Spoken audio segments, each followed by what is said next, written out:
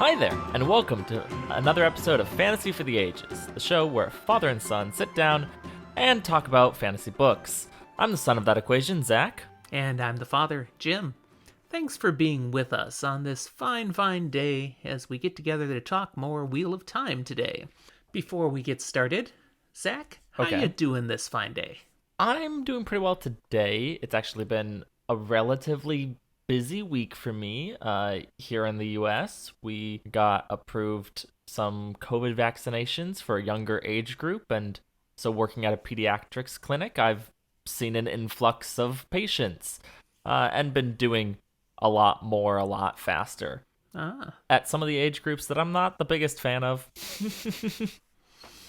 But it's weekend, and it's nice to be weekend. How are you doing, Dad? I'm doing fine. Likewise, had a busy week. Not anything specifically due to COVID, just I was traveling for some work again today, or this week. Last 3 days. Always nice to get home from a road trip. Indeed. And also doing a little bit today, trying to figure out how to get your sister moved to Minnesota.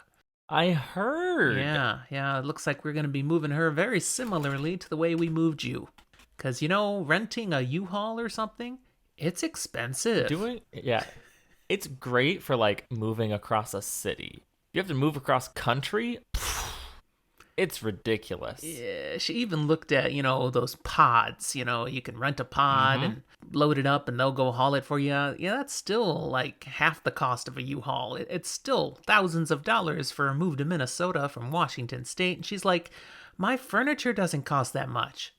Why would I pay that much to move it? Yeah, at that point, why take the big things? You can, for cheaper, just buy it all new.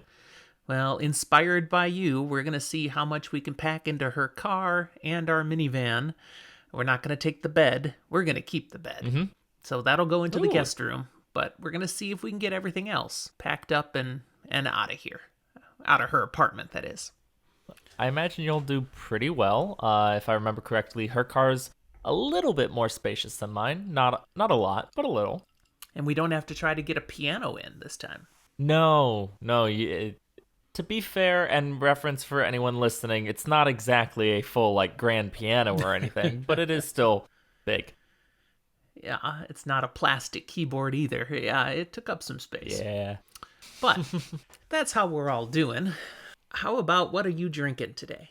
I currently am just drinking some rum and coke. Keeping it simple. I might upgrade to something else later. All right. Well, my drink is rather simple too, but I created one specifically for this episode. I call it Soaring with Wolves. That's a name. It has a little relevance later in the episode. But all it is some spiced rum mixed into some cranberry juice, served over ice.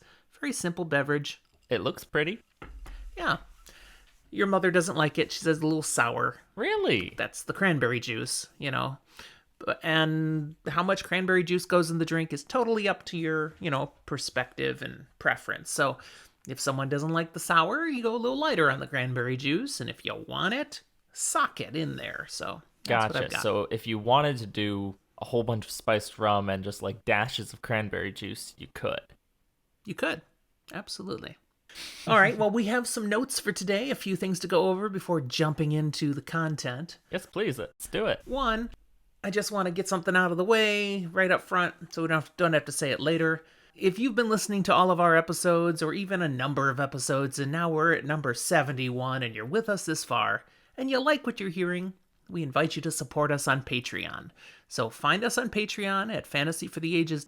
We would love your support there. Even a tiny little bit a month gets you benefits like being able to attend our live recordings and participate in some pretty cool ways. It also helps us continuing to think of what we can do to make this even better. We're going to talk about one of those things we're going to do to make Fantasy for the Ages even better just a little later in the notes. Definitely. Also, if you can't support us financially, you can support us with a review and a rating on Apple Podcast. So that doesn't cost you anything other than a minute of your time. We'd invite you, even if you don't find us on Apple, you can go find us on Apple just to drop us 5 stars and a rating. And it helps tell other people about us, so we really would appreciate that. Now, other notes. Yes. We're in the middle right now on Twitter of our Try Reader tournament, and that's going really well. It's progressing and going well, yeah. Yeah. I'm pleasantly, I guess, not surprised at this point by seeing the engagement and people being active, considering Twitter is one of the places we are most active, but it's a lot of fun going on there. Soon, we should know what our voters have decided are the best 3 gateway fantasy books we'd recommend to somebody if they aren't established fantasy fiction readers and we want to get them hooked. A lot of common books have been showing up in the winning polls. Mm-hmm. But not completely identical. So we'll have a contest down to the end. Definitely. We've been asked already, what would our gateway books be? So I think that's something we'll talk about in a future episode, perhaps. Mm-hmm. I think it's a great, fair question, but I think to remain partial, we have to wait until at least the tournament is over before we give our own personal feelings and opinions. That's right. Another thing I want to mention again, you're invited to send us your questions. Something we do, a segment now in our podcast, is the Ask Zach or Ask Jim segment.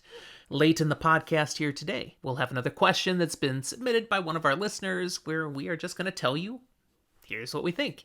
Here's the answer to something you wanted to know. You can drop such questions on our Discord server or tweet them to us or email to us, and all the ways to find us are included in the show notes of this episode. Now, as I was preparing this episode, that also means I was preparing past episodes, doing my editing and stuff. And last time we did a recording, you said a phrase that just went right over my head. I didn't even know what it meant at the time. I'm going to try to repeat it now. ¿Por qué no los dos? And when I looked up what it meant, I went, okay, that's not cool. What you had said to me in the context. Why is it not cool? I mean, I don't remember what the context was, but because I had said, a couple of different things that might be the case. You were like, why not both? What? No. Both would have been bad. It was the wrong thing. So you're dropping me on with the slang of the day. And okay, so I looked that one up and I loved it. On the one hand, you're right, because I'm pretty sure my brain immediately thinks of Taco Bell with that specific phrase. But it's also just not English, which is an easy way to sneak things past you. Yes, particularly not German, not English. Yes. Most of the German stuff, I'll have an idea you just said something that I can figure out, maybe, with a little bit of thought. You'll know if I swore at you. Oh, that definitely I'll know those. Everyone who studies a foreign language, I swear that's the first words they learn. What are the curse words? What are the curse words? Yeah. Okay, a few more things.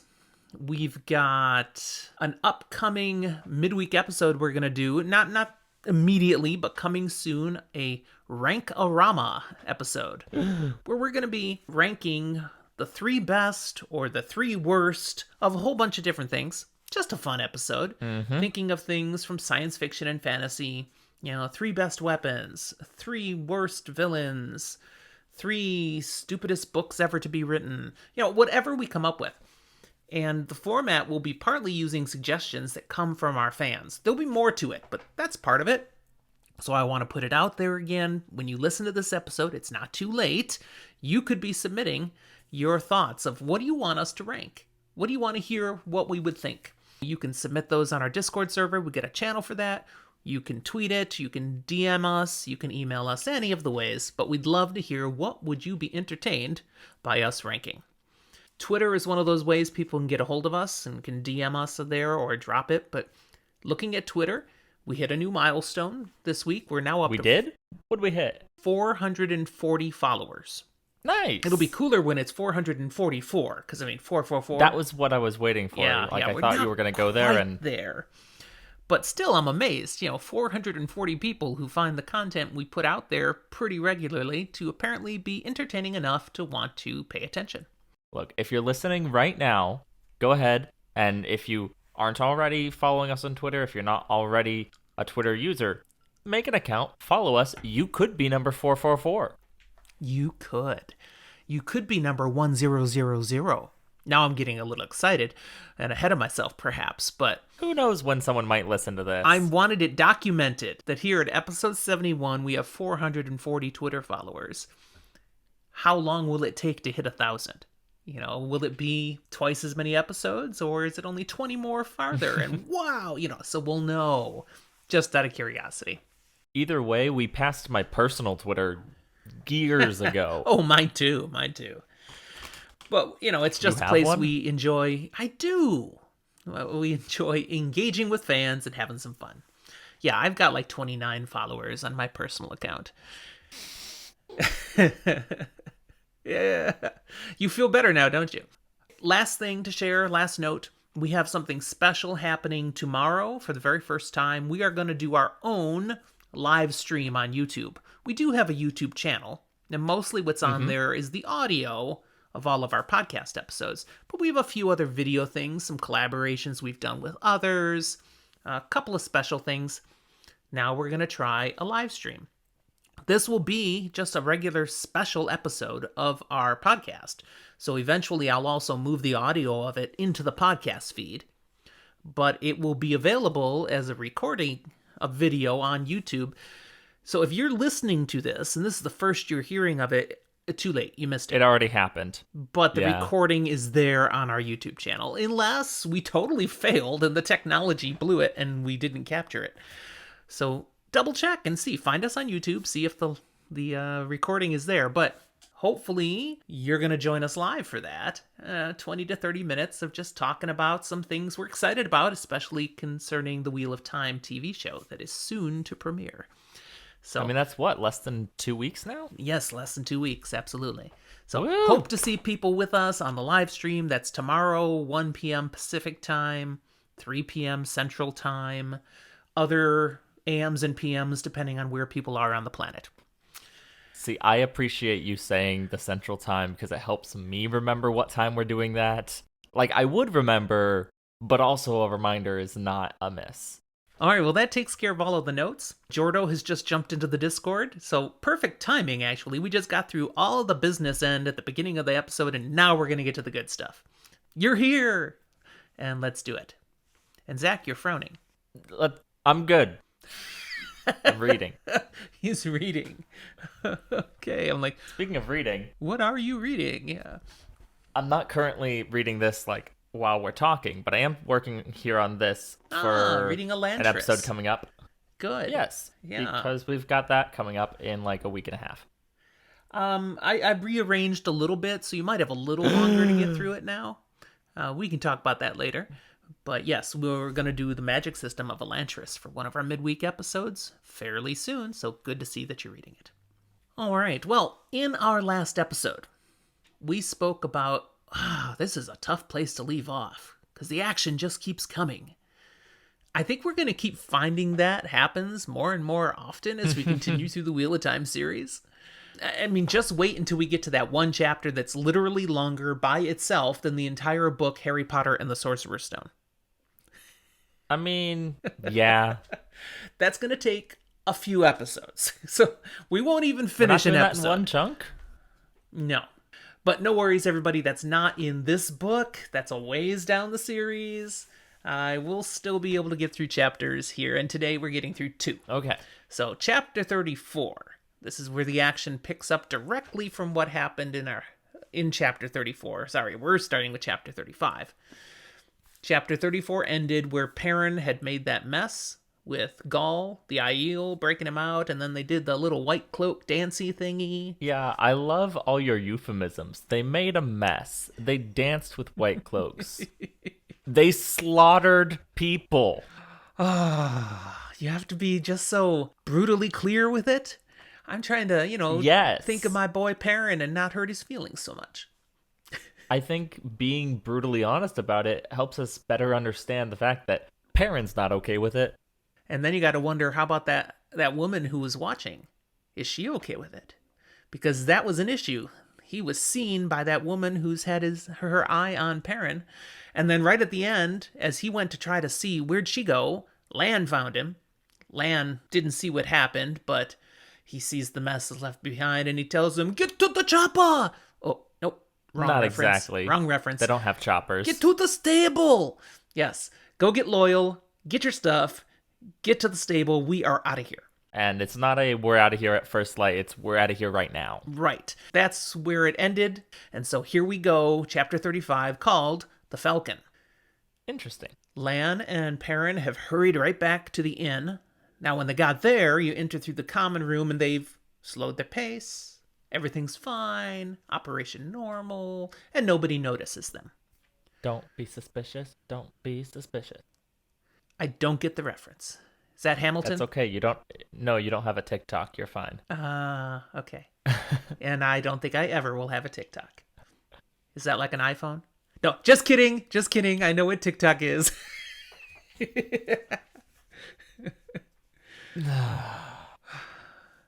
So it's like an Apple Watch. I don't know whether to be proud of you for being a dad or just really disappointed. Going on. Lan went upstairs first. He's clearly going to talk to Moiraine. Explain we gotta go. Perrin's gonna go to Loial. He's gotta walk past Moraine's room. He walks past quickly because he does not want to hear what might be come out of Moiraine at this point when Lan breaks the news of what Perrin has been up to. You think she's gonna swear up and down? Just fill the whole area with weird Aes Sedai oaths? That would be Swan. That would be Swan, not Moiraine. Wrong Aes Sedai. No fish guts getting spilled here. Correct. Getting to Loial's room, Perrin opens the door, and there's Loial sitting in a chair comfortably. Apparently, not only did they have a sung wood ogier bed, they had a ogier-sized easy chair. So he's just relaxing there. He's got a book open. He's writing notes, prepping his grand novel. Taking the current notes of the story he's going to write one day. Jordo in the Discord points out the biggest tragedy in this entire situation is the fact that Loial will never actually get a chance to sleep in that really nice big bed.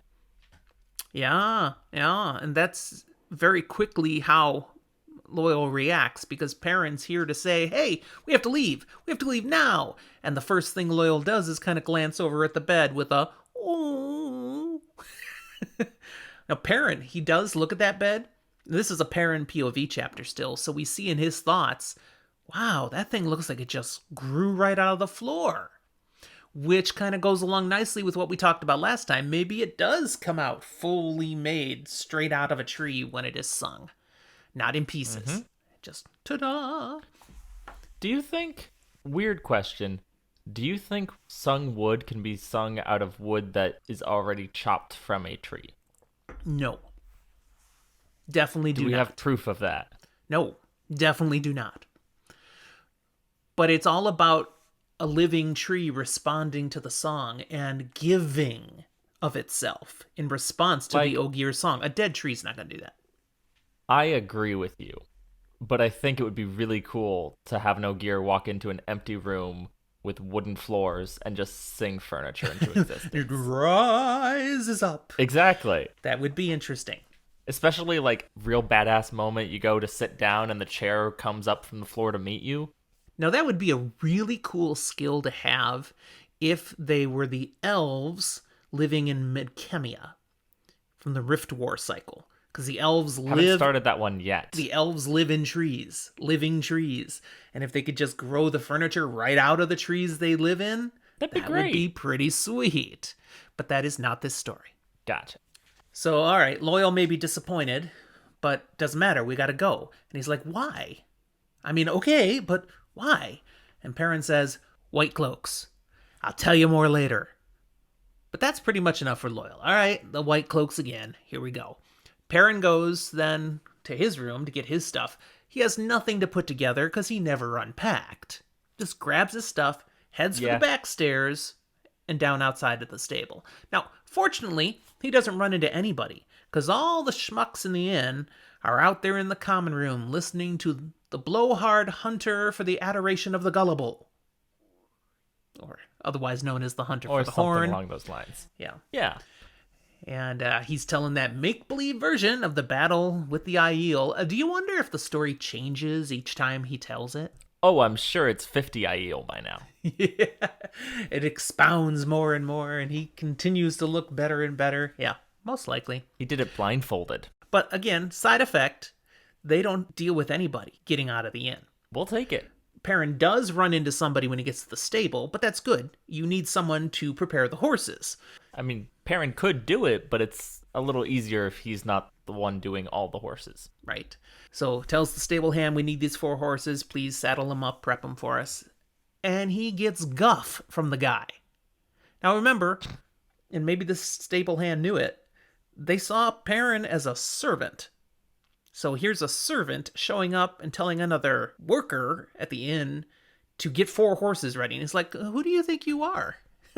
I don't work for you. Get your own horses ready. Come on. And so there's a little pushback and challenge. And then from out of the darkness, a coin comes flying out and takes the guy right through the head and he drops dead. Oh, that doesn't sound accurate. No, sorry. That's a Mistborn reference. That's how coins work. That's not this story either. Yes. No, you're just all over the place with your stories tonight. But there is a coin that comes flying out of the darkness.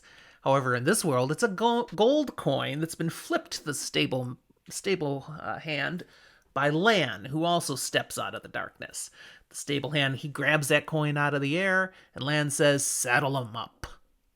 And off he goes. Honestly, you would think that, every farmer and stable hand in the entire world could probably run around and just suddenly become adventurers with how fast their hands are when it comes to money. No one ever drops the coin that's thrown to them. No, they don't.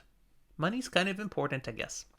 Goes and saddles up the horses. As he's doing so, Moiraine and Loial, they both arrive as well. And when the horses are prepared, they take the horses by their leads and walk them out of the stable yard and quietly down the street, heading to the river. And Loial, at this point, drops a humorous comment to Perrin. Now, Loyal's whispering, but Loial doesn't realize how loud Loial whispers, so Perrin's like, shh. But he's got big lungs. It's hard to let out only little bits of air. But what he gives Perrin the impression that he's enjoying himself. He's like, oh, like old times. And Perrin's like, what's wrong with you? Are you crazy? Don't you remember, Perrin, all those times when you were fleeing through the night, running from Trollocs and Fades? That was such a grand old time. Let's do it again. That's right, surrounded by enemies and danger. And yeah, Perrin cannot figure Loial out here, but Loial explains, no, this is for my book. And I must fully get into the experience and remember the tone of it all. And, well, actually, though, I do think this adventuring thing is kind of working for me. Loial's a method author. Oh, nice. A method author. I like it. Before I go on to the last thing, I mentioned, Loial's really digging this. Do you think he's going to keep digging this adventuring? We'll see. That's something we'll have to wait and see. Arriving at the docks, Lan arranges passage on a boat. They find one that was planning to get going pretty soon. But we're going to go a little faster. Okay, we get your horses aboard. There's some, bargaining, a little bit of coin changes hands, and all right, we're set. Off we go. We're heading downriver towards Ilion. Just as the last rope is cut, the sailors are pushing off. Lan and Moiraine, they go below decks, but Perrin, he's still there as he sees a woman come darting out from between two of the warehouses, jump the distance between the docks and the boat, and land, saying, I'm going to take passage as well. That's not cool. You're not supposed to also jump and follow. I know. The captain rushes over, and she's like, I'm going to go, and looks at Perrin, as far as he's going. And here's some money. Little bargaining, and again, yep, she's booked passage too. Creepy stalker. And it is the woman who's been keeping her eye on Perrin. Like we said, definitely a creepy stalker. When this is all arranged, Perrin walks over to her then. And as he does so, his mind, again, POV chapter, his mind is thinking about how pleasant and attractive she looks and smells. And it's like, what am I doing? Why is my mind thinking about such things? Come on, man. Turn the wolf off. The wolf brain needs to settle down. Yeah, can he also turn off the young adult male? No, that's he's stuck with that. Yeah, that's kind of a problem here. So the two of them, Perrin and this woman, have an initial conversation, and we learn the following. She believes they're headed for where? Ilion. Yeah. Which, I mean, that's technically true at the moment. And she says, I want to go there too, so how about that? She mentions the uproar in the village over the Aiel's escape. It was just starting when I left. And Perrin's like, just starting?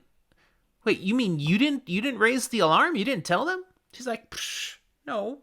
Actually, they think the Aiel just chewed through the chain or something. Okay. She's kind of shaking her head there. Lady, the fact that you didn't tell is probably more suspicious than what if you had. Like, are you trying to gain their trust by not telling? What's going on here? She said Lord Orban, that hunter, was loudly decrying that his wounds would prevent him from chasing down the escaped Aiel. Gotcha, so he peed his pants and didn't want to run after him. He's so disappointed he can't go after him. Yeah. Perrin, of course, thinks Orban is a fool. And this woman, she mentions, actually, I've seen him fight down in Ilion. He can handle himself, and he can fight with honor. But he is kind of a fool. Now, we learn from this, actually, something significant. Mm-hmm. She's been to Ilion. And not only was she in Ilion, she was in Ilion at the same time that Hunters of the Horn were in Ilion. That's kind of revealed there if she's down there with him and seen him fighting. Apparently she's well-traveled, and that's pretty good. Mm-hmm. Perrin notes that as she's talking about fighting and killing and stuff, it seems very comfortable for her. Mm-hmm. She's not, oh, and there was killing or fighting and stuff. He's like, she talks about that as calmly as another woman would talk about baking in the kitchen. Now, that was an interesting comment. I mean, Perrin is showing his perspective that, it's not normal for women to think he's that. definitely got some very firm gender norms in his brain. Mm-hmm. He's rigid in that way, and it's being challenged right now. It's true to his Two Rivers heritage, he might think. Of course, we know some examples of a couple of women from the Two Rivers who might break that perception. They would absolutely beat it out of him. Thump it out of him, right? Mm-hmm. Now we get to the crux of what's being revealed here. She is following Perrin. This is not coincidence that she's on the boat. She is specifically following him because she is a hunter for the horn. Okay, what do these things have to do with each other? Hunters for the horn are, of course, searching for the horn. They've taken an oath to find the fabled Horn of Valir. But to do that, they need to follow wherever the trail takes them. And sometimes a trail is something mysterious, a puzzle, something that needs to be explained. And that's what she sees in Perrin, because she saw them arrive at the inn. And okay, she could figure out, she got a better look, she said, than some people, that's an Aes Sedai and a warder. Okay, now, Mistress Alice, Master Andra, they thought they're all in incognito. Now, she figured that out. They've never been incognito. Everyone always figures it out. And then there's an Ogier. Okay, Ogier traveling with an Aes Sedai. I can figure that. That's fine. But then there's you. Just some farm boy. That doesn't fit. That's what she's seeing. That's the part I can't figure out.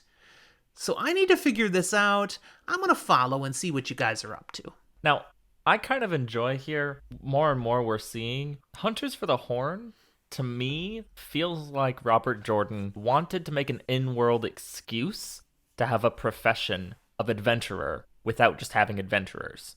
People who go, screw all the actual laws and customs and stuff. I go around and seek adventure. The D&D campaigners here are the Hunters for the Horn. And honestly, just like most D&D campaigns, it kind of feels like most of the Hunters of the Horn are just kind of murder hobos. So... Okay. Now, Perrin is shocked to discover this girl in front of him is a hunter for the horn. And he opens his mouth and inserts his foot all the way to the knee. He literally says to her, You? You cannot be a hunter. You're a girl. Oh, Perrin. Yeah, Perrin's lucky. He gets off lucky here. Yeah, she goes on to demonstrate her skill by Suddenly there's daggers appearing in both of her hands, and she's spinning them around, just like Tom Merrill in The Gleeman used to be able to do. She shows off a little bit her skill. She acknowledges, okay, I might have been the youngest to take the oath as a hunter in Ilion, but I was there. I did take the oath. Along with, over 1,000 other people. But I was there. I'm official.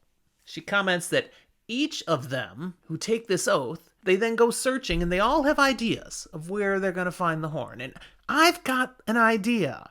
And I think I'm probably the one who's right. Oh, yeah? Oh, yeah? Well, guess what? We actually know where it is because we accidentally found it when we were looking for something completely different. Shh. That's a secret. I mean, I guess technically. So she's got this idea of where she's going to go hunt for this horn that she thinks is still lost. But I'm going to follow these four. That's now my tangent. The horn can wait. I got to follow this. That's another thing, an obligation for a hunter to do. Now, again, as you stated clearly, Perrin already knows where the horn is. Yeah, so he decides to be even more of a jerk. Yeah, he humors her. It's like, so out of curiosity, where do you think the horn is? Well, turns out she's heard these stories of ancient Manetheren. Where have we heard that? Where every queen was an Aes Sedai and her husband, the warder, bonded to her. And she believes that's the kind of place the horn, of course, would have been. So she intends to search in a Manetheren, up in the mountains of mist, and somewhere in those general areas, she's confident she'll come upon the horn. Now, Perrin nearly chokes when he hears her say, so, have you heard of Manetheren? Why, Zach? Why would he be... I mean... Manetheren? He might be from where it used to be and learned, like, oh, that's a thing? Yeah, we didn't know about that. To me... I find it kind of ironic that she's horribly wrong, but in a way, she's kind of right. If someone were to seek out the Trail of Manetheren, say, a couple years back and tag along with a couple descended from Manetheren boys on a weird adventure, they would have found the Horn of Valir. So, like, kinda. Okay, so this girl's gonna want to follow them. And Perrin's like, we can't be having that. So he decides to run with this Manetheren thing a little further. And he's going to make up a lie.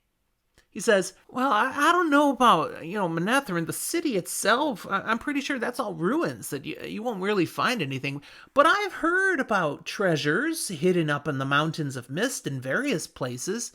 You could be right. In fact, maybe you should be getting there before those other hunters that we just left have kind of the same idea and head that direction. They might get to the horn before you. And she doesn't buy that. She's like, no, they've got their crazy old ideas too. I'm not worried. The horn's been hidden this long. No one else is going to find it.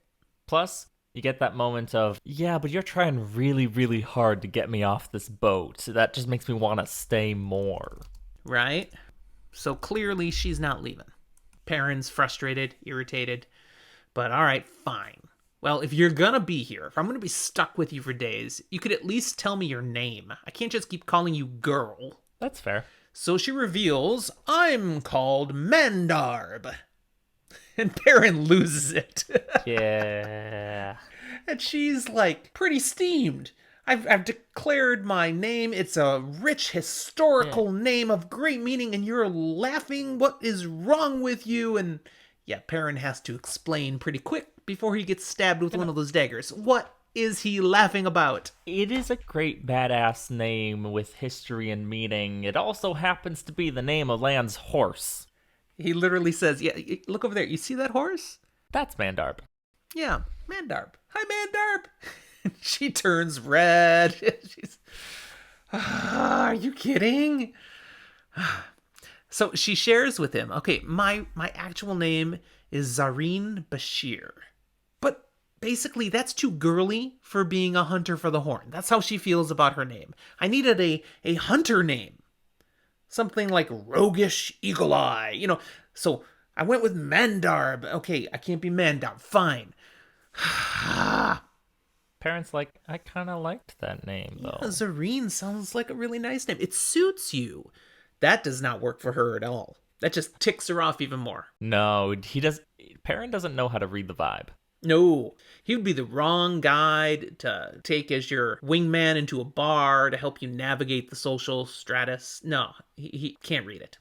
If it led to a fight, he'd be a good guy to have at your side, probably, but it probably would lead to a fight. Yeah. All right, so this conversation has not gone anywhere productive. Perrin's like, all right, Zareen, I'm tired. I gotta get some sleep. So he heads off. He leaves her there. He heads to where he can go below deck. And as he's about to step down the stairs, the ladder, since we're on a ship, she calls back out to him and says, you know, I think I'll let you call me Fail. It's something my father used to call me when I was little. It means falcon. Spit take. And Perrin almost misses a step going down the ladder. Whoops. Yeah, in his thoughts, we get to hear, coincidence? It's gotta be. Min, why do you have to go seeing things? Okay, what's the big deal, Zach? Why is he thinking this? Remind us. I mean, Min had a wonderful, weird vision involving a falcon at some point, specifically about Perrin. And knowing now that these need to be tied in together sucks. Yeah. I don't want to steamroll past something. I called her Fail. Yeah. There are other pronunciations for such names. How do you say that name? Fail. Yeah, Fail is the sarcastic way some people just want to say the name if they don't like the character. But you say that, but like, so when I first read things, I don't get pronunciations for some weird names. I don't bother. I'm like, I don't know, it's fine. And I just recognize the name. I don't have to say it. When I started having to talk about it, I was like, I gotta figure out how to say it. And in my head, I'm going, I feel like it would just be like fail, right? It's just fail. But then I never said that out loud. And so the Fail that I picked up from other people in the fan community, I'm like, I'll take that because it sounds less stupid than calling someone Fail. That's right. Go from a name that you couldn't stand, Zareen, to Fail. That would be a pretty bad move. So, yeah, Fail. I believe Fail is the way they say it in the audiobooks as well, but it's how I've always said it. So, that kind of naturally works. Probably right. Probably. We'll go with it for this podcast, at least. All right, that's the end of the chapter. The next chapter, though, Daughter of the Night, continues directly. And Perrin, he's stumbling along in the dark now, trying to find a cabin that can be his. He opens a few cabins and finds people already sleeping in them. He finds Loial in one of them, still working on his book. Loyal's like, hey, let's talk about things. He's like, nah, I'm tired. I gotta go to bed. He finally makes it to a cabin that's empty. No windows, just a little dark room, little bunk. And bunks are kind of small. He's like, yeah, Loyal's not going to have a lot of fun sleeping in one of these things. No, they moved from the best bed that he'd seen in months to something that doesn't fit normal people, let alone an Ogier. It's a painful downgrade. Absolutely. Can Loial even go below deck? He is. He's down there. I'm sure, as Jordo says in the Discord, he probably is just going to have to sleep on the floor. Poor guy. I mean, there's not much else he can do. Yeah. So now that Perrin is in a cabin by himself, his mind is still churning. You know, he's tired. He needs to get some sleep, but he's had trouble sleeping before, and there's still things, hanging over him, making it hard to disconnect. One now is, of course, he's thinking of Zareen. She's following them still. Okay, what is that going to be a problem? He thinks about wolves. Like he usually does. Yeah. Are they going to bother him now? So he actually takes a moment and reaches out with his thoughts to see, can I sense wolves? And just for a moment, fleetingly, he does sense wolves way off in the distance. But the ship is moving. So, the distance goes too far and they're gone. So, for the first time in many, many days, there's no wolves that he's having to keep out of his head. Nice. And that kind of leads him to relax a bit. Jordo, nice. Discord drops. He's out of Wi-Fi range. Mm-hmm.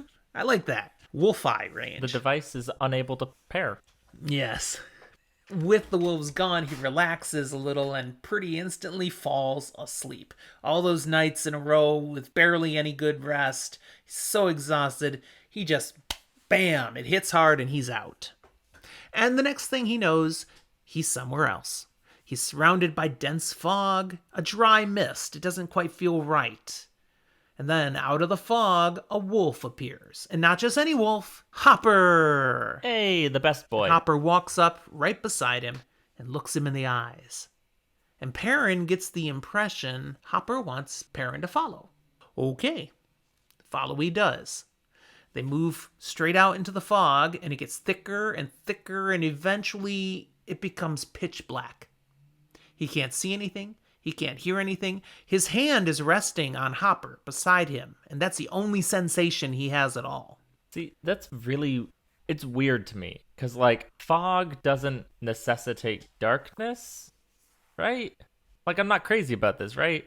To be able to actually see fog, you need some level of light, because you're seeing the light in the fog. Right. So as it gets thicker, it's like that light is obscured, and you're seeing more of the fog, therefore you can't see as far. You still need the light to see it. So I don't understand how it just thickens into blackness. I know it's a dream, doesn't make sense, doesn't have to. But like, I think it's more, perhaps it's not just all fog making it so pitch black, it's just the light has gone away. I'm aware I'm overthinking this, but it's the little things that just, I don't know, they get to me. Eventually, as they've walked forward, Hopper stops, and then Perrin senses something's different. Now, looking around, it's still all dark, but he can look down.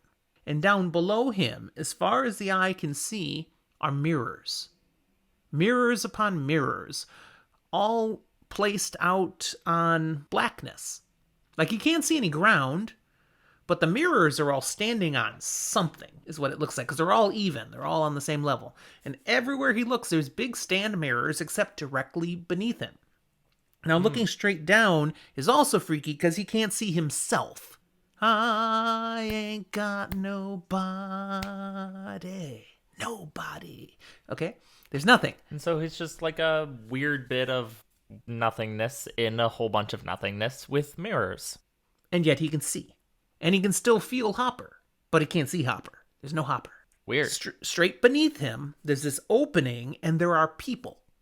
And he can hear them, just like he's standing right there with them. He can see them, he can hear them. They can't sense that he's floating above. Bodiless essence? I don't know. And he hears their conversation. And everybody who's down there is pretty freaked out, except one person.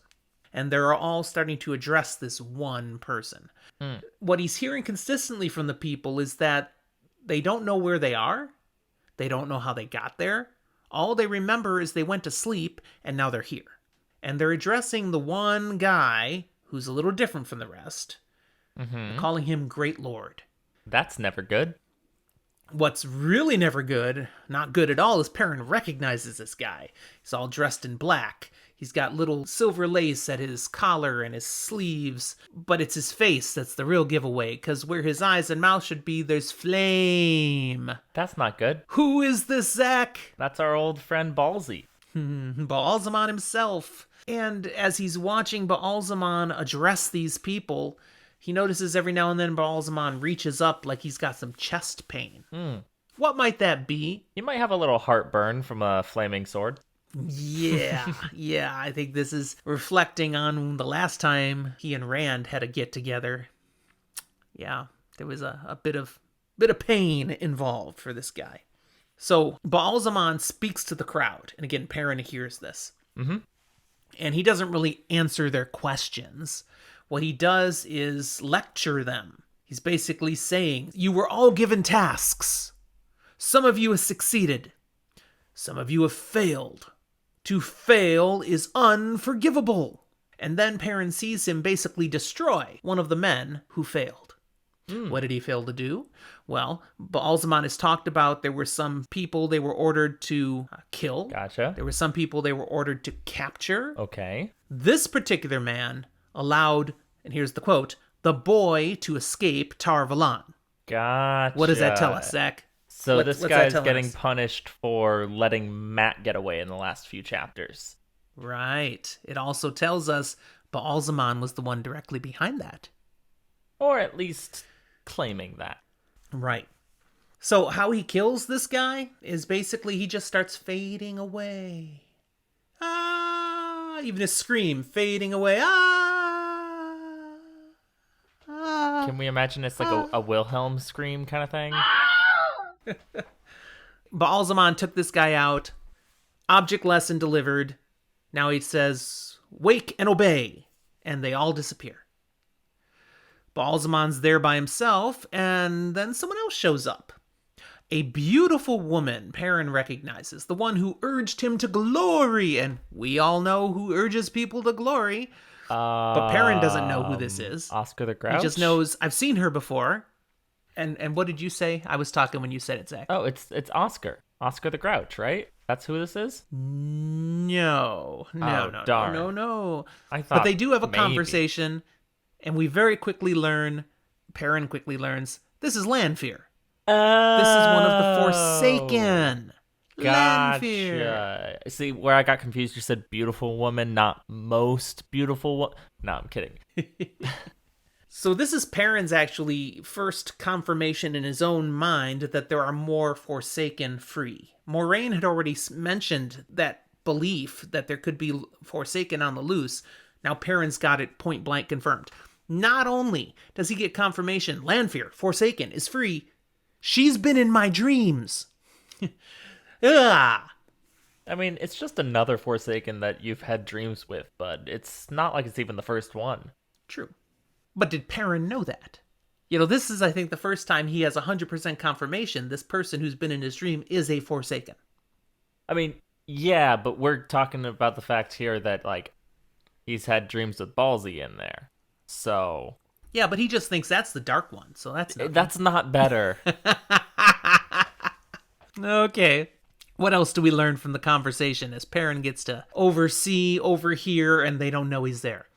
This place is confirmed as a place of dreams. I wonder if it's the same one that we've heard from in lots of times before that.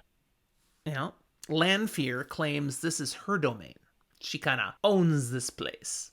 Baalzamon doesn't see it that way, and he claims, Lanfear, yeah, you've always thought too highly of yourself. So, okay, the jabs begin. She jabs right back, says, okay, so you've spent the last 3,000 years whispering in ears, pulling the strings of throne puppets. What have you accomplished?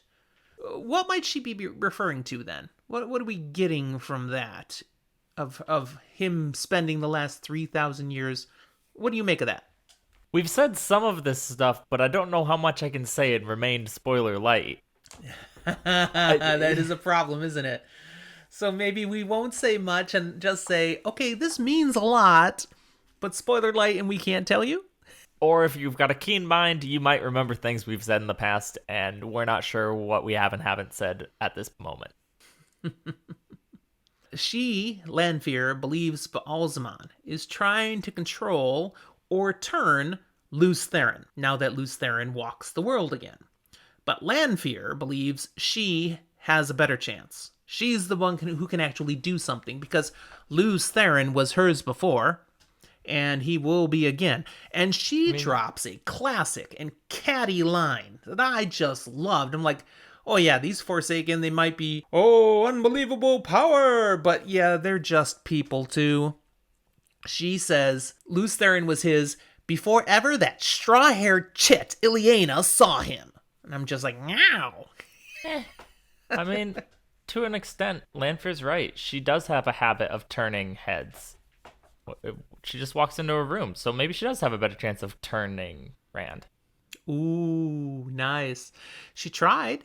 Didn't work. Even just wearing, his little shirt. Didn't work. He's pretty big. It's not a little shirt. But she may not be done. All right, Baalzamon then challenges Lanfear back. So are you serving yourself now? Or are you serving the Dark One? Because, you made oaths to the Great Lord of the Dark, and those are not so easily broken. You think you want to get out of that and just do your own thing? You'll be choosing an eternity of pain. Lanfear responds, I serve the Great Lord of the Dark, and none other. Forever. Fade to black. Interesting. Yep. Perrin's actually relieved. Okay, that's over. Whew. Okay, I feel better now. But he's also thinking, okay, did I understand properly what just all went on? No. Has Lanfear actually defied the Dark One? Like Balzamon's accusing her? Perrin, no. Like, this is a very blanket statement. If you're ever wondering, Perrin, if you understood what was going on, just say no. That's probably more accurate. You might know some of it, but no.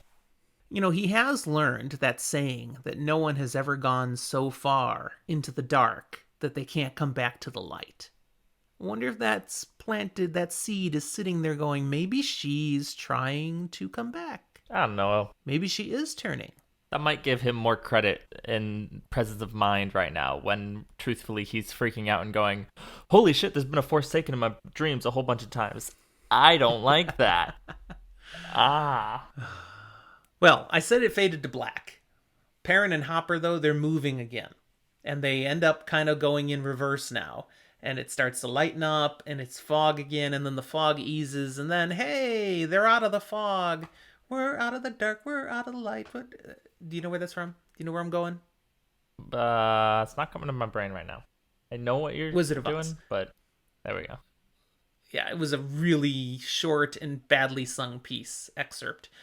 But I'm still practicing for the musical edition that Jordo wants us to do sometime. Oh. So we keep pulling these things out. That's going to be an awesome episode when we wrap our mind around exactly what we're going to do with musicals. I'm concerned. And we'll leave it at that for now. All right, so they're out of this. Now they're on a grassy hillside. There's birdsong, there's flowers, there's trees. It's beautiful. And Perrin, he wants some information now from Hopper. He asks some questions. And, of course, Hopper doesn't talk to him. And I think this is brilliant, by the way, for the Wheel of Time TV series. The wolves never talk, they just think. Well, that is so easy to do for the screen. Yeah, you never have to bother with, like, CGI mouth moving. That's right. The wolf just turns and looks at you. Well, Wolf Handler can make that happen. And the thoughts will be what we hear then. And so that's what's happening here. Perrin is hearing the answers. And what does he learn? Okay, this place, it's dangerous. You must be careful. What they saw was real. And Hopper took him to see it because it was something Perrin needed to see. Doesn't explain more than that. You needed to see it. That's terrifying. What about Hopper? You know, how can Hopper be here? What's Hopper's response about what's his status? He's dead. Confirmed. Yeah, Hopper's dead, Jim. Truthfully. Oh, you did that. You went there. Nice. Hopper explains a little bit more about what is and isn't the state of wolves in this place. But basically says they are a wolf of two worlds. They exist both in the real world and in this place. That all wolves do. He uses a great line. It's worth quoting specific because it's so clear when you really think about what he's saying. He says, all are here. All brothers and sisters that are, all that were, all that will be. That's cool. So yeah, I'm dead, but that's okay. It's a wheel. It's a circle.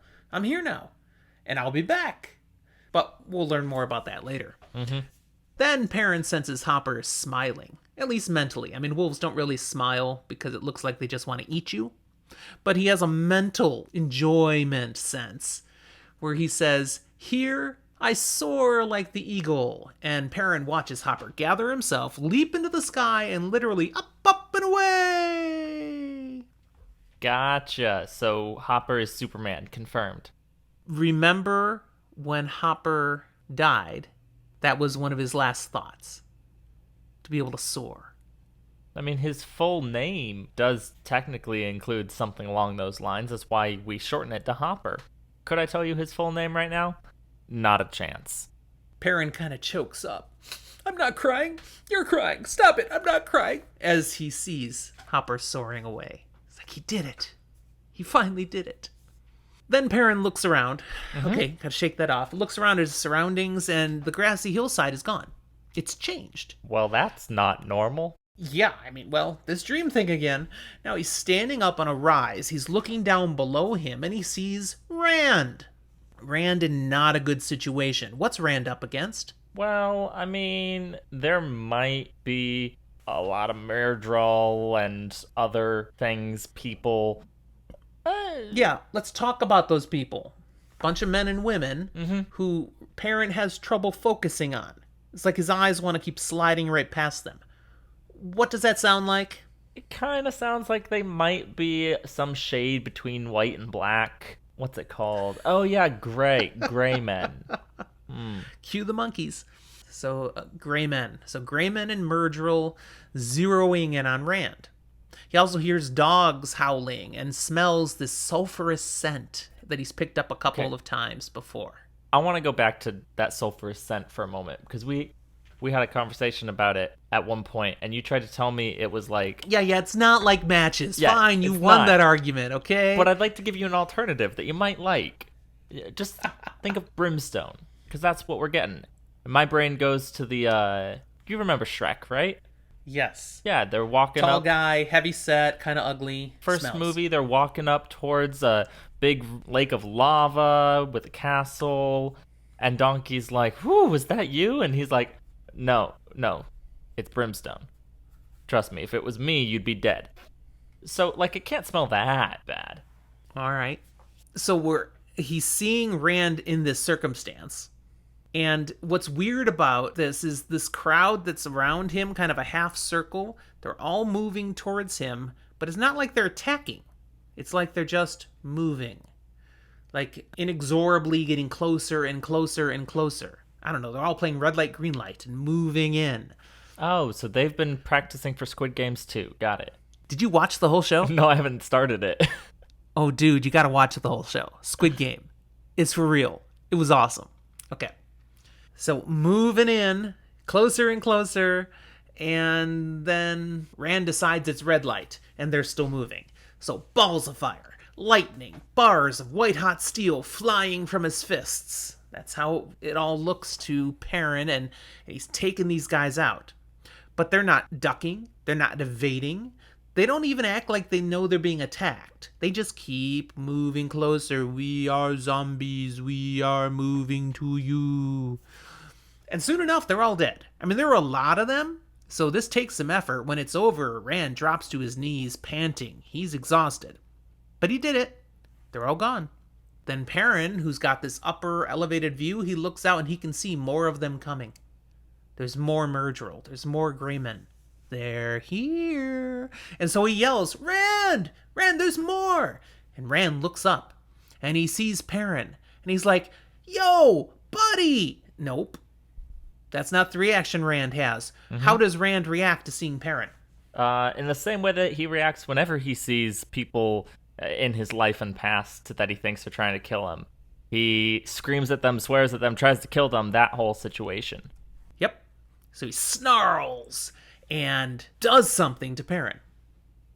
And what happens to Perrin is that light burns his eyes, he's filled with pain, and then he's out. As in, he's out of the dream, he's waking up in the cabin of the boat. And ow! I mean, he's still kind of trying to blink enough to get able to see again from that brightness.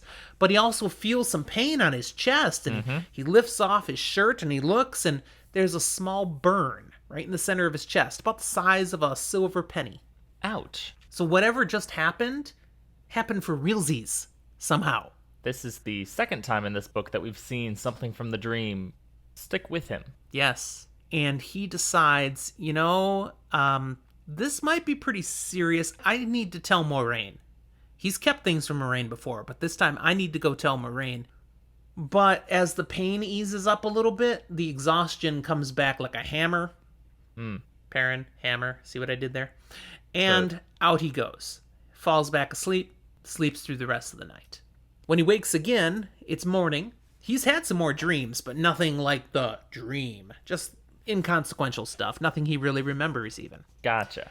But awake again, he checks his chest, and yeah, there's still a burn mark there. That's for real. So that all happened. And he recalls, I was going to tell Moiraine about it. I still think that's a good idea. So that's what's next. He gets up, he goes to Moraine's cabin, he knocks, opens the door carefully. Yes, she's dressed this time. Whee! And he says, okay, can I tell you something? And he shares the entire dream experience with her. Even the burn, shows it. And Look. luckily, we don't have to sit here and like do the whole thing again. No. We just say, hey, everything we just said, Perrin says that. Every last detail. This time he does not hold back a whit. And when he gets done, I mean, all through that, she just sits there and watches him, stares at him, listens intently, doesn't interrupt, nothing. Then he gets done, and he's like, so, was that important? What do you think? Moiraine goes on to do her Moiraine thing, where she scares the crap out of people while trying to be quote-unquote helpful. I mean, first of all, she doesn't respond at all. It's like she's just pondering, so he has to prod a little. But yeah, then she gives him what she thinks perhaps is good news. It's like, some people, especially Red Aja, if they heard you say all that, they would try to gentle you, but they would fail. This is not something of the power. You do not have to worry, Perrin. You are not going to start channeling.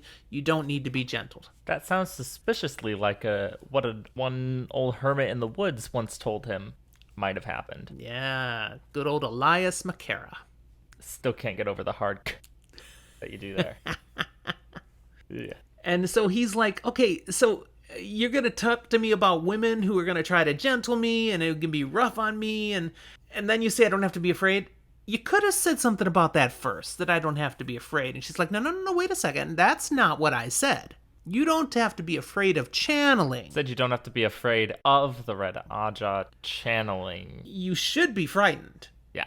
Because those Red Sisters, and actually others too, if they learn what you can do, they might try to kill you. Because they won't understand what's going on. They'll think this is something to do with the One Power.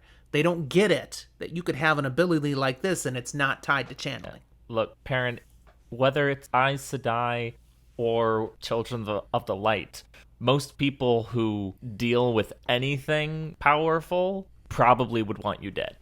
Probably. One last detail she drops here is this bit about his dreams.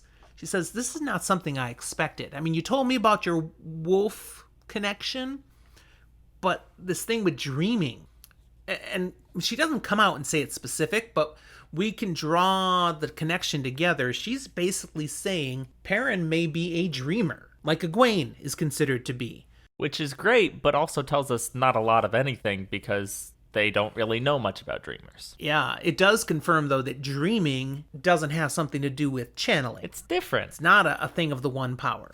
Perrin, he doubles down on something he thinks is one of the most important parts of the story he told. And that's that Lanfear is loose. So, Moiraine, what are you going to do about it? And she says, well, I'm going to do what I was already planning to do. I'm going to go to Ilion, then on to Tyr, going to try to catch Rand, get caught up with him. He's like, that's not good enough. There's a Forsaken loose. How can you not do something specifically about that? And she actually gets rather uppity with him. I mean, fairly so. What does he expect her to actually do? It's a kind of a moment of you know nothing, Perrin Ibarra. That's fair. I could answer some of my actions. I could, justify my actions to you, but you wouldn't even understand the answers I'm giving you. You know that little. Okay, Moiraine, now we might go in a little bit far here. You don't get carte blanche to do whatever you want and say people aren't allowed to challenge you. That's not how this works. And yet that is how it works most of the time, and certainly for the last 20 years of her experience as an Aes Sedai.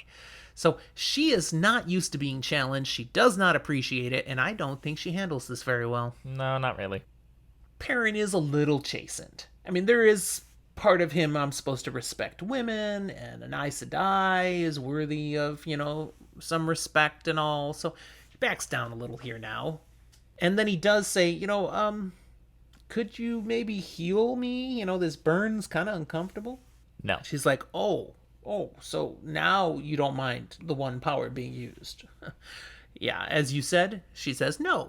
She declines. Why does she decline to heal him, Zach? Truthfully, because she's being petty and wants him to be in pain. Yeah, there's a word for what she's being, but we don't use that kind of language on here. I wouldn't go that far, but I would use that word if I was going to go that far. Oh, you're thinking of the wrong word then. You're thinking the wrong word. See, there's not that many words. You're thinking of a 5-letter word, and I'm thinking of a 4-letter word. That doesn't make it better when I think of how many possible things you wouldn't say have 4 letters. If you could think of, okay, this is going to be way down tangent, but if you could think of the word that I'm thinking, you'd probably go, oh yeah, that's what she's being.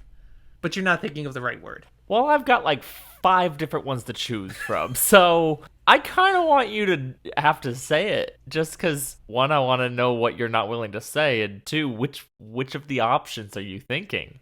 Well, I'm not going to say it. She's not being a dick. Yeah, she is. No, she's being a jerk, but not enough to be anything more. It's just she's being a little petty. It's not like, oh, I'm intentionally being mean, I'm intentionally hurting you. No, it's just like, you were mean to me, so I'm not gonna heal you from something that doesn't matter that much.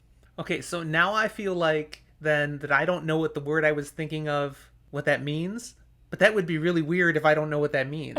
I feel like colloquially, you know what I mean? There's a scale, and you're either bringing the word down way too far on the scale, or you're assuming this action is so much harsher than I think it is. And this is the fine quality that people come to listen to our podcast for. Yeah, we argue about dicks. I had another joke that came to mind, and I am moving on. Okay. No, we do not compare dicks. Stop it. Stop.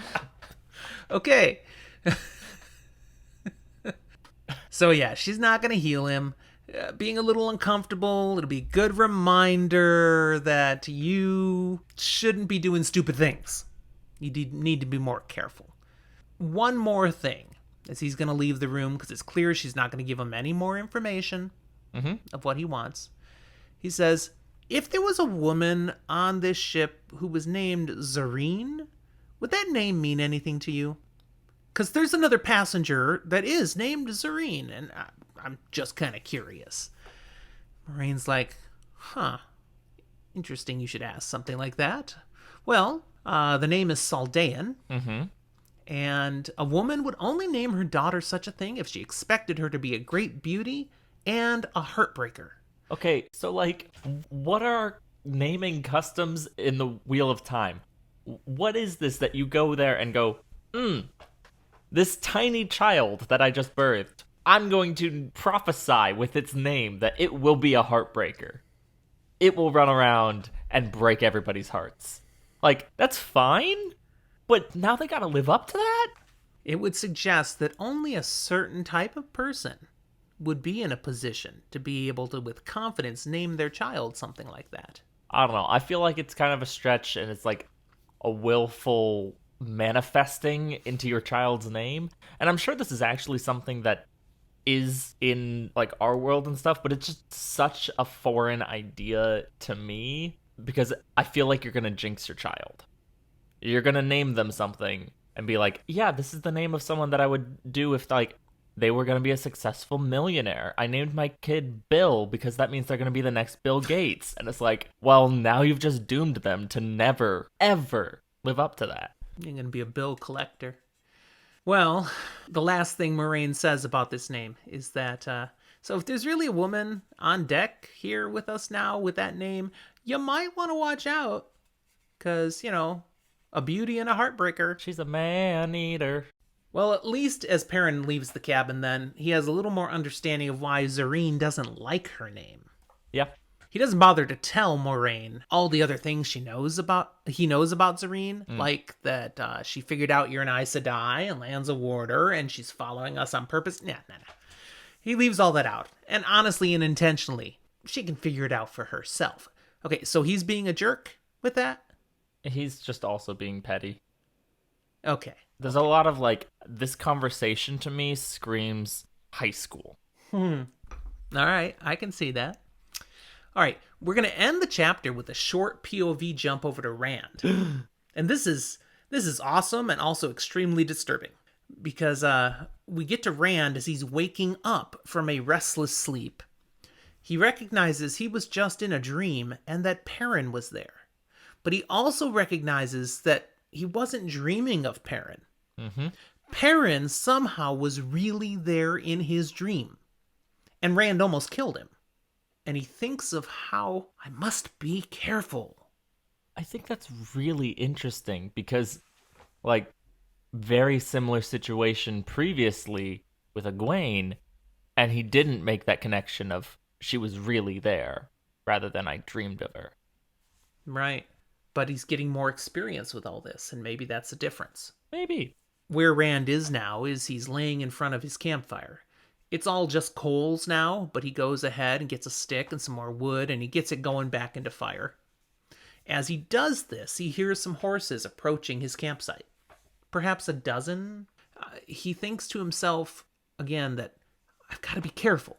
And literally, I cannot make another mistake. Wait, what was the last mistake you made, bud?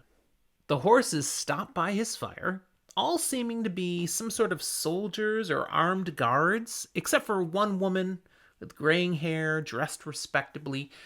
He seems to think she's probably a merchant, and these are her guards. That's what the look seems to fit. And her guards, they're already getting off their horses. She comments from horseback, "You've chosen a good campsite. I hope you won't have any objection with us sharing." And Rand responds, "None." And then strikes blazingly fast. He takes 2 steps and leaps into the air, a flaming heron-marked sword appearing, courtesy of Sidene, and off goes her head. See, I'm okay with the ease of this decapitation because it's not just a sword. It's like There you go. a super sword. Power. And he thinks to himself, as he takes her head off, she was the most dangerous. Landing, he goes into kind of a dance. He's using all these graceful sword moves and forms that Lan taught him, and dances from one to another, and quickly dispatches all 10 guards. They don't even know what hit them. Wow. They stop at his campsite, ask basically, "You don't mind if we join you?" And just like that, he takes them all out. Yeah, it works really well. Now he's got food, supplies, even a new horse. He does think that, as he removes the headless body from the horse, I won't have to walk anymore. He's a lot more okay with killing a bunch of people than Perrin was in the last chapters. Yeah, this doesn't disturb him at all. It seemed very natural. And then he channels Sidene to do something that even as he's doing it, he doesn't understand why he's doing it. It feels right somehow. And he arranges all of the corpses in a row, facing him, kneeling, bowing towards him. Yeah, that's super creepy. Thinking, I know. And he's thinking, hey, if I'm the dragon reborn, this is how it's supposed to be, right? Everybody acknowledging me, bowing to me. And he looks at this line of dead bodies, and he notices, wait a second, I see 10 guards, but there's an 11th guy, no armor, just regular clothes, holding a dagger. I don't remember that guy. Notably, he is also already dead. Oh yeah. And the thought that comes into Rand's head that he actually says aloud right to this dead guy is, "You chose the wrong company." I mean... Okay, Zach, what's up with this 11th guy? Rand, you're right. He did choose the wrong company, but he chose the wrong company a long time ago when he decided to become a gray man, whatever that process involved. Yes. Because that's what happened. You didn't notice him at first because he does that not be noticed thing. You just, instinctively killed him and then went, oh, there was another. Okay. Now, I gotta admit, the first time I read this, I did not get that.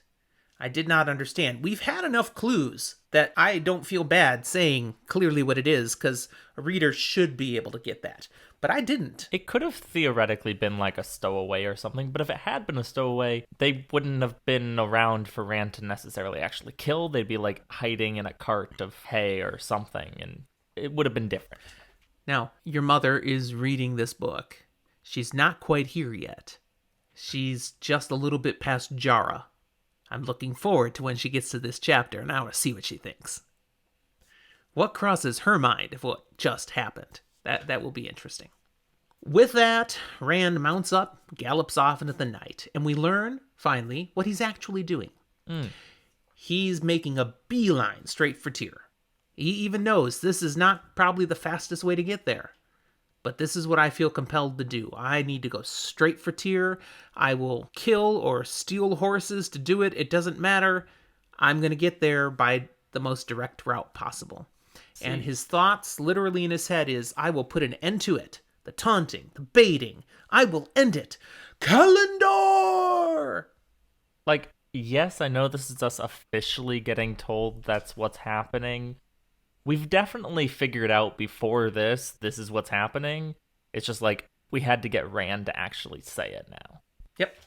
But there it is. All right, that's the end of the chapter. Okay. That'll be the end of content for this episode. Well, kind of. Well, we're going to go right now into our Ask Jim and Zach segment. We have one question today. Jordo gave us this one. Does not have to do with this episode specific. It's just about our general podcast. And he says, Was your decision to create Fantasy for the Ages podcast gradual or sudden? And what was the last determining factor that sealed the deal? Do you recall, Zach? I don't want to presume for you, but I would kind of hazard a guess that it technically was a gradual decision for you. Whereas for me, it was a very sudden decision. Because, like, I came home one day and you walked over and went, hey, I had an idea. You want to do a podcast? And you gave me, like, the quick pitch, and I went, yeah, sure, let's do it. And that was the entirety of that story. There wasn't anything more to it. You know, I did not mull it over for a long time. The thought kind of came to me earlier that day. The most thought I gave was, okay, how do I pitch this to Zach? That was it. No, I'd been thinking like about doing a podcast or streaming something or whatever for a while, but then always been like, nah, I'm not going to do that. And it was never this content. But I was like, nah, that's too much work. Why would I do that? And then you were like, hey, let's do this. And I went, okay. And I was already doing a podcast for work, a very short little thing, leadership tips. So I was familiar with the basic mechanics behind producing a podcast. I knew how we could do it, but it was nothing like this has grown into. So, yeah. Quick little decision that's had lots of ramifications. Pretty much all good. I don't really know what's bad. I can't think of any bad. It's all good. It's been fun. All right. Well, again, we invite others to send in questions too. We've still got a couple from Jordo in the kitty, so if no one else sends one in right away, we'll be good for a couple more episodes. But please, others also jump into this and give us something to talk about. We'd love to address your questions. We've got a spoiler room segment coming up in just a moment, but before we do, just real quick again, thank you for being here with us. Definitely. We encourage you to connect with us in all the various ways: social media, email, Discord, best of all. Links to all of these, an invitation to Discord, everything's in our show notes. So we hope you will continue to join with us and be part of the conversation in lots of ways beyond just listening to the podcast. So if you're a first-time reader, this is the time that you jump out. We'll talk to you next time. The Spoiler Room. I've got my D20, my shiny, colorful one today. Ready and raring, let's go. Let's give it a roll. Ooh. I got, it's hard to read. Small bad eyes. 16. The fact that you went, ooh, it told me you're going first. I got a 3. All right. Well, good, because I had 1 and a backup, but I really like my 1. Glad I don't have to go to the backup. My full spoil today is about Lanfear. Okay. This chapter struck me in a way that it had not struck me in previous reads, and I've read this many times. Okay. But because I was also listening on Audible, another read-through, a listen-through, and just recently finished A Memory of Light, I made a connection here. Yeah. That because it was fresh, and I love it. This chapter sets up Lanfear's eventual end in A Memory of Light.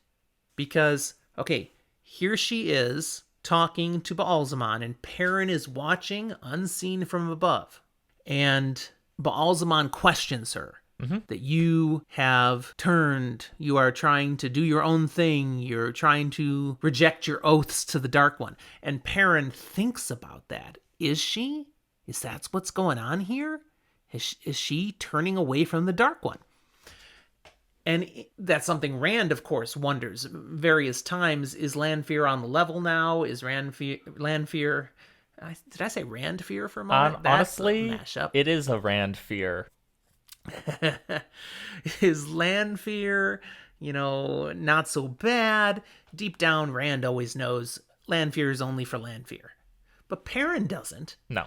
Rand's got that whole backstory as Lews Therin with Lanfear, which when he fully integrates later on in the story, he totally knows and understands. Lanfear has no shot with Rand. Yeah. When Lanfear figures that out, she shifts to Perrin. And in A Memory of Light, she tries to use Perrin to get what she wants. Yeah. And it's right from this very first time Perrin has questions. Is Lanfear turning away? And it's in the last moments of Lanfear when Perrin realizes, yeah, she hasn't turned away. See, she's still all bad. What I love in a similar vein, this is not my spoiler, it's just me tacking onto yours, is another thing that was said there, specifically with Baalzamon kind of laying into Lanfear and being like, you think you're all that, you think you have so much control over this place. No, you don't. And it has me going full Bane Batman, you merely adopted the dark. I was born in it. But the true part of that situation is Lanfear adopted the dream. Perrin was born to it. And so even though he doesn't have as much experience, when he fully reaches kind of his potential, he is the better, more powerful one in that situation. Really. True. But what do you got? In a similar vein for my spoil, so it's never fully officially specified what weaves Rand was using in that moment that we saw with Perrin looking down at him and all that. But from the descriptions, it seems pretty clear it's one of our earlier times that we maybe see Balefire. Yes. That's cool. But I also want to point out that to me, this is one of the first times that unknowingly it's just a weave. Because if it hits him enough that Perrin has a burn, if it was Balefire, he should be dead. But what I get from this is Perrin understands something white hot, some fire of some sort is coming at him. He doesn't understand that it's Balefire. So his brain rationalizes it away and says, that's going to hurt me a lot. He doesn't realize it's going to do what Balefire would do. And so it doesn't. The reason that Perrin's not dead is because he is exerting more control on the world around him in the dream than he actually even realizes. That's pretty good. I like that. That's a very good theory, and I have no reason to debunk it. It matches well with what does happen later in the story. So, nice. All right, I think that'll do it then. Good spoilage.